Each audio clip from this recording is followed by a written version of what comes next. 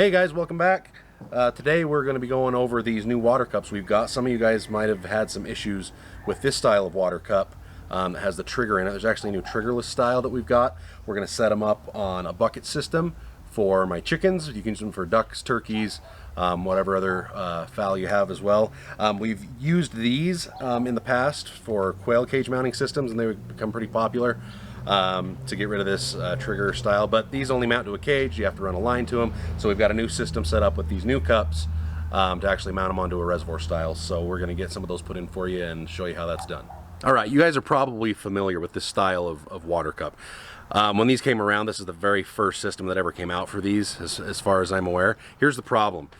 These cups have a trigger inside, and what birds like to do is after they eat their food, they get in and drink, go back, eat, drink again, and you actually get food mixed up into here. And what happens is this trigger will stick off to one side because it gets food particles jammed up inside. You can clean them out and maintain them, but it's a big pain in the butt to have to do, and you have to do it way too often. So that'll jam open, and you might not be able to tell. It might not be clear over to the side like that. It might just be a little that you'll not really even notice, and then it'll overflow, come out, and it'll drain your reservoir. So that's the problem with these style of cups. Now, we found this type. This is a good solution if you have rabbits or quail. What happens is the water comes in through here, through the barb fitting, and flows in while the cup's up, and then the weight of the water pushes the cup down, which shuts off the valve inside. Then again, once they drink the water and it comes back up, the weight comes back up, more water flows in, so it'll always keep it pinched shut like that. And that keeps food from getting up in that mechanism and causing it to overflow like that. So, but this now is the kind we've got that you can actually use to mount on a reservoir like that original style. It's got that same system in it, that same technology, to where it fills up and pinches that shut. And all there is to it is drilling a hole in your reservoir. You can use a 3/8 or a, what do we decide it was? A 23/64. It's technically a 10 millimeter, but we're going to have standard sizes. So all we're going to be doing is drilling holes into this old bucket we have, and you can use either of those sizes, 3/8 or 23/64. We'll show you the difference. One's going to be tighter than the other, and all it is putting this inside, and then using one of these silicone washers, and then a wing nut on the back side. So we're going to get these holes drilled, show you where to drill the holes, because you don't want to drill it too low. So we'll get those holes drilled, show you how to do that, show you the difference between those two sizes on the drill bits. So what we're going to do is drill 4 holes on each side, or 1 hole on all 4 sides of this bucket. You want to go up a couple inches. We're going to go like right in here. If you end up drilling it too low, you're going to ruin a bucket, because you're going to get that in, and your wing nut's not going to be able to go on the back side. You're not going to have enough room to twist it, and you'll have ruined a bucket with a big hole in it that you'll have no use for. So we're going to be going with our 23/64 on this first hole. We're going to go right about there. All right, so we got our 23/64 hole drilled there. On the cup, don't forget to put your silicone washer on, if you can see that, before it goes in. So on this 23/64 hole, you do have to work it a little bit to push it in, but it's a nice, snug, tight fit. Then on the inside, this is an old, dirty bucket. You might have some of these shavings you might have to clean out on the inside, but then you're just putting your wing nut on, screwing it on.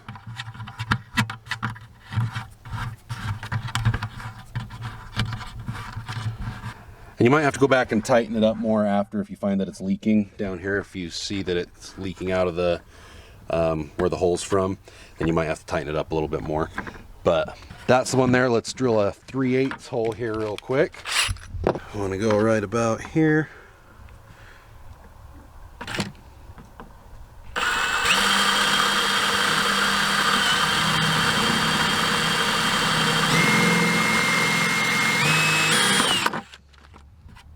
So again, don't forget to put your silicone washer on first. You can kind of see this goes in and out a lot easier and nicer. So you choose what you want to do, but we'll throw this other one on the back here. We'll get 2 more mounted on here and get it filled up with water and show you guys how it works.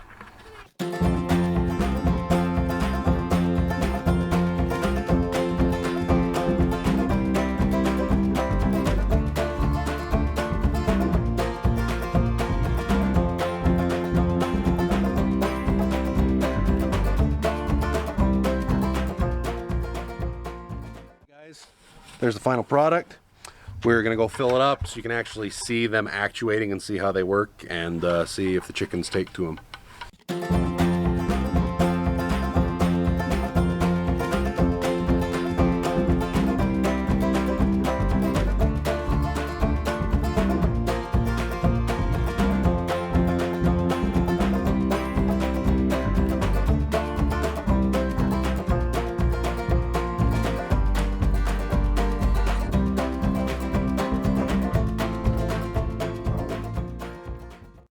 So we're going to get this bucket filled up and let you guys watch and see how this cup actuates.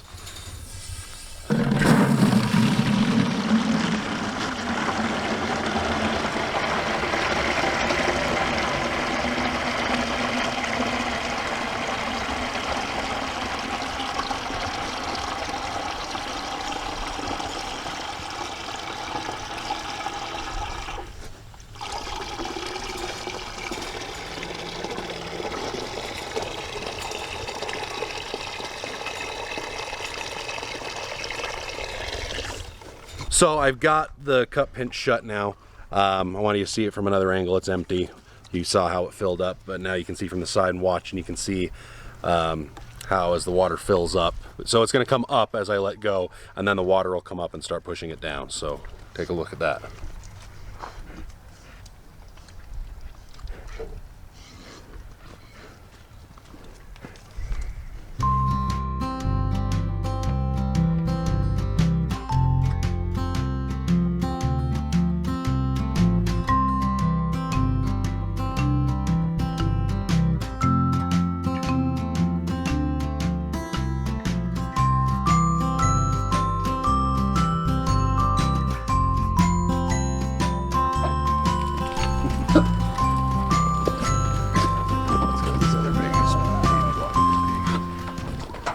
Okay guys, so if you're having problems with these like I've had in the past, these have actually ruined my quail cages that I built out of wood. Drained my system multiple times. They work if you want to, like, once or twice a week actually pull every one of these out of your system and clean them out, completely pull them apart, pull the springs out, pull the trigger out, wash them out. It's a pain in the butt. I hate it. And even then they still have problems sometimes. This kind we've used in the past. I mentioned them earlier. I'll put a link here so you guys can get a hold of these. These are for cages. If you've got quail, rabbits, they're good for that. They've got little clips right here on the back, and then they've got the barbs that you have to put a hose onto to plumb into a bucket or other reservoir. But if you want to have that same system like we just used and actually have an external, or put them externally on a reservoir for chickens, ducks, and other fowl, we'll put a link up here for you to get a hold of those as well. So if you have any questions, feel free to email me. My email is theurban.aviary@gmail.com. You can also leave a comment if you have any questions. I try to get to the people on these videos and respond to my comments. And that's all there is for this video, guys. And remember, until that next time, you can do this too.